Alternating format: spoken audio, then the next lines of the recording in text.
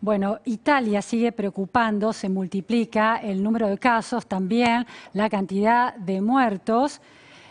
Autoridades de la red, la Cruz Roja China, estuvieron visitando ciudades de España y también ciudades de Italia, y el jueves, ayer, decía esto uno de ellos. 但我很快发现了问题，因为我刚从帕多瓦过来。米兰是我们意大利国内疫情最重的一个城市，但是我发现这里的封锁令或者管控令是非常宽松的一个城市。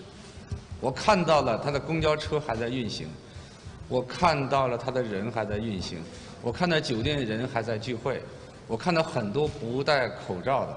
我不知道大家在想什么，我们必须要让时间停下来，让我们正常的一种经济停下来，让人的平时我们喜欢的这种人际的交往停下来，可以说让生活宅在家里头。 ¿En qué están pensando? Alarmado, el presidente ejecutivo de la Red Cross Society of China, Sun Xiaopen, por la política laxa de cuarentena, transporte público en funcionamiento, movilidad de las personas, reuniones en hoteles. Está preocupado viendo la situación de Italia y de España. Estamos en comunicación telefónica con Loris Zanata, que está allí en Italia. Bueno, Loris es un ensayista y profesor de Historia de la Universidad de Bolonia, un analista muy fino de situaciones en las sociedades. Loris, muchas gracias por atendernos. No, gracias a ustedes por invitarme, por llamarme. Bueno, desde el criterio de un especialista chino que ha atravesado la experiencia de la pandemia en ese país y, bueno, fue testigo y protagonista seguramente de cómo, con qué rigor, con qué disciplina las autoridades chinas pudieron llevar adelante la cuarentena de 60 millones de personas, inclusive más. El contraste que ve con ciudades como Milán lo alarma. ¿Cómo es tu experiencia en Italia con esta cuarentena? Bueno, está bien que lo alarme porque efectivamente hay un problema de indisciplina o irresponsabilidad social, si queremos llamarlo así. No me sorprende, no me sorprende, o sea que las medidas que se han tomado de cuarentena en Italia son bastante estrictas, pero como todas esas medidas se basan esencialmente sobre la autodisciplina de las personas. Claro. Y a veces funciona y a veces no funciona. Ahora, dicho esto, bueno, nosotros somos una democracia, somos una sociedad abierta y no somos China, no podemos perseguir a la gente en la calle con la pistola para obligarlos a estar en la casa. No queremos llegar a eso, espero que no lleguemos a eso, ¿no? Y entonces hay que apuntar a esas diferencias. Hay otra diferencia más.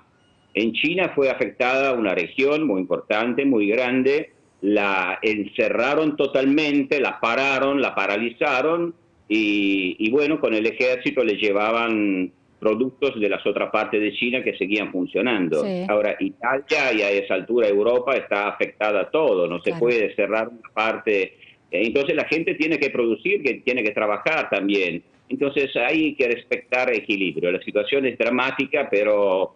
Y lo sé, que tal vez no somos tan disciplinados como los chinos, pero hay aspectos negativos y otros positivos. Ahora, Loris, en el medio de una pandemia, ¿no? Si uno deja al margen la cultura china, hay una pandemia que no tiene vacuna y no tiene remedios para frenarla, tampoco la enfermedad. El único modo que se ha encontrado es el parate total de la economía, frenar la economía para frenar la pandemia, achatar esa curva, es la nueva épica ciudadana, achatar la curva de la epidemia.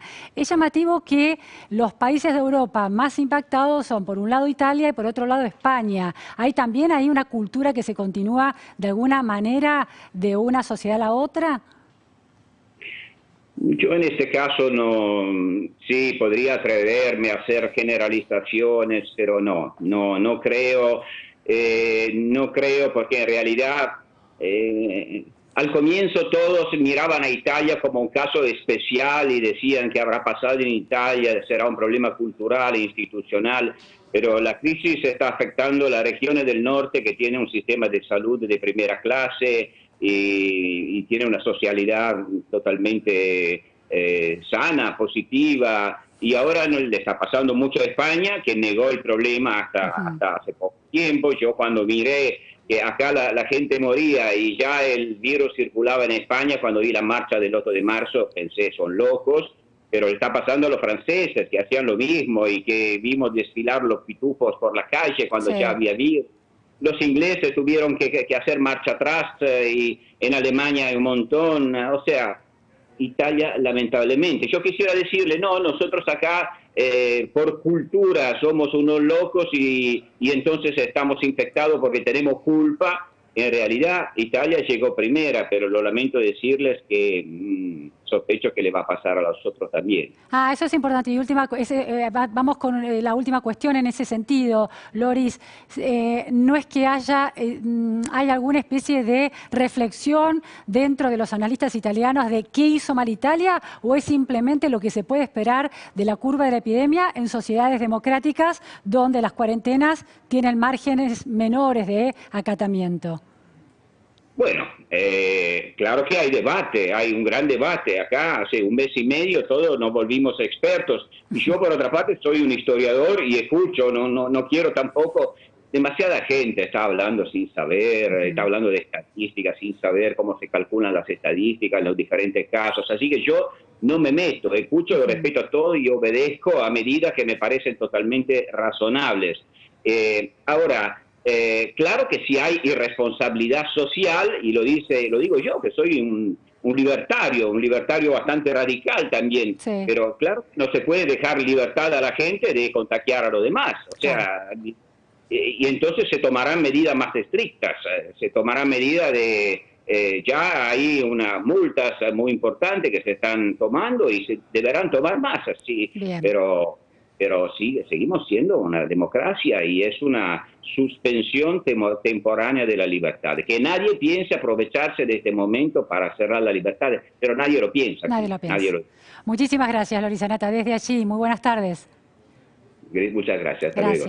Bueno, los dilemas que atraviesan las sociedades democráticas, cómo se frena una economía para frenar una epidemia, impactando en las libertades de las democracias republicanas y liberales, que bueno, que los ciudadanos consideran adquiridas y no están muy dispuestos en muchos casos a soltarlas por un tiempo. Después del corte seguimos con la repregunta.